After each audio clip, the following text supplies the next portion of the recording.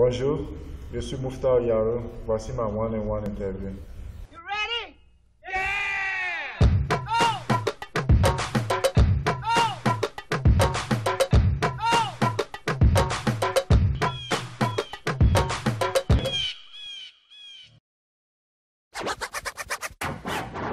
Sa venue au monde au Bénin ne le prédestinait pas à faire carrière dans le basket. Dans un pays où ce sport est totalement confidentiel, où seul le football trouve grâce aux yeux des jeunes béninois, il est pourtant devenu le premier basketteur professionnel du petit état d'Afrique de l'Ouest. Une singularité qui fait forcément de Mouftaou Yaro un joueur un peu à part. Un destin improbable, impulsé, presque pressenti même par son frère aîné qui a vivement encouragé son cadet d'aller tenter sa chance aux États-Unis. Oui, il m'a forcé à remettre au basket parce qu'il se disait que j'allais prendre plus de taille. Il avait ses plans pour moi. Son meilleur ami était aux États-Unis. C'est là que j'ai vécu à Baltimore avec lui mes premières années. Il voulait m'envoyer là-bas. J'ai pas trop aimé l'idée, mais ça a bien marché. Un pari au final couronné de succès, même si le changement de vie fut radical au départ. Un peu violent même pour le jeune Africain qui quitta sa patrie et ses proches à 16 ans seulement, pour intégrer qui plus est un lycée militaire. Le lycée militaire, c'était vraiment dur aux États-Unis parce qu'il y a des règlements, il y a la discipline, c'était dur, c'était très dur parce que c'était physique aussi, très physique, c'est la muscu, courir, se réveiller tôt à 5 h du matin. Une étape qui permit au colosse africain mesuré à 2,04 m de s'endurcir, avant de décrocher une bourse d'accès à l'université de Villanova, près de Philadelphie. Il y passera 4 années riches en matchs et presque totalement dédiées au basketball. Cela ne l'a toutefois pas empêché de décrocher au bout de son cursus américain un diplôme en finance et business international. Des études qu'il poursuit et approfondit d'ailleurs aujourd'hui par correspondance.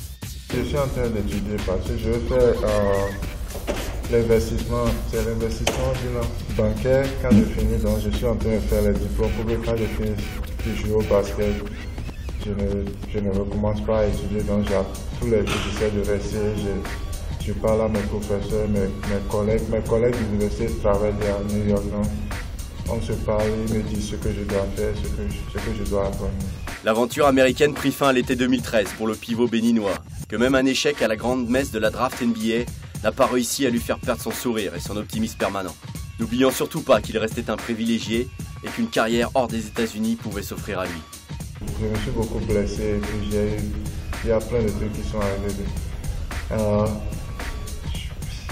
C'était une déception parce que je me disais que ça a toujours été un rêve, mais en venant du Bénin, je n'ai réellement jamais pensé à être un professionnel. Donc, je me dis que je suis béni, c'est une chance, Dieu m'a donné une opportunité de jouer au basket, continuer à jouer au basket. Il y a des gens qui arrêtent après la phase, donc ça ne m'a pas trop touché, c'est pour ça que je suis allé en Serbie. Le Radnički Kragujevac, club de première division serbe, sera en effet son premier point de chute en Europe pour ses débuts professionnels. Une destination pas forcément choisie par l'intérieur béninois, faute d'opportunités en Europe de l'Ouest. Une expérience prématurément interrompue au bout de 3 mois seulement, sur décision du club, suite à une mesure disciplinaire à l'encontre du joueur. Je ne vais pas dire un truc mauvais, même ça aujourd'hui que j'ai tout donné, j'ai respecté mes coéquipiers, je parle toujours à mes coéquipiers, mais je parle même l'entraîneur physique, je lui parle toujours, donc ils savent ce qui s'est passé. Ils n'ont pas respecté le contrat, donc je me suis dit que je dois partir. Un passage express en Serbie, durant lequel Mouf trouva tout de même le moyen de marquer les esprits par ses performances sur les parquets de Ligue Adriatique, mais aussi d'Eurocup. Lui qui termina tout de même la phase régulière de la compétition européenne au rang de meilleur rebondeur, et surtout avec l'évaluation moyenne la plus haute, 28,4. Pas mal du tout pour un rookie rapidement congédié, lequel ne veut cela dit garder aujourd'hui que les effets formateurs et bénéfiques de son expérience serbe. C'est une très bonne expérience, ça m'a appris que c'est pas toujours, faut pas toujours suivre l'argent. Je veux jouer au basket et quelque part je serai content et jouer pour des gens qui vont me respecter quand je partirai. Quand ils n'auront plus besoin de moi, ils vont me respecter, ils ne vont pas dire des mauvais trucs sur moi. Donc, ça m'a appris beaucoup de choses. Maintenant je réfléchis, j'ai grandi, j'étais jeune en ce temps, j'ai beaucoup grandi. C'est comme si j'ai grandi de 5 ans en une année. Donc ça m'a beaucoup appris. Malgré ses statistiques flatteuses compilées en peu de temps avec Kragujevac et s'inscrivant dans la lignée de ses performances universitaires, le gentil géant béninois passe à 8 mois sans club aux États-Unis, à s'entraîner seul pour conserver la forme. Une longue période sans compétition, dont Muftaou en paye aujourd'hui les méfaits depuis son arrivée au Mans. Il a manqué la compétition et j'ai resté à la maison pendant 8 mois et juste m'entraîner seul. Tu penses que tu es en forme, mais tu n'es pas en forme, tu n'es pas prêt, ça prend du temps. Hein. Je suis en train de vivre ça présentement. J'ai perdu beaucoup d'instinct que j'essaie de retrouver, mais je m'entraîne dur pour ça. Un retard à l'allumage accentué par l'arrivée qui plus est tardive du Béninois cet été en Sarthe. Premier recrue de l'Air Hunter enrôlé dès le mois de juin, l'intérieur dut patienter jusqu'à la fin août pour retrouver ses nouveaux partenaires manceaux. La faute à des soucis de visa qui l'ont bloqué plusieurs semaines outre-Atlantique. J'ai perdu un mois de pré-saison, donc je n'ai pas eu le temps de bien connaître mes coéquipiers, m'entraîner, savoir ce que le coach veut vraiment sur le terrain. Donc, quand je suis venu, je n'ai pas eu beaucoup de temps, je suis venu au début de la saison. Donc, ces derniers mois sont comme ma pré-saison pour moi. Je suis en train d'apprendre et savoir ce que le coach veut attendre de moi vraiment pendant les matchs. Le voilà quoi qu'il en soit sur le sol manceau pour 2 saisons. La France, la destination qui faisait rêver Mouf étant gamin au Bénin, terre francophone et depuis longtemps attachée au grand frère français. Tout le monde veut aller en France. Quand on était jeune, tout le monde veut aller à Paris.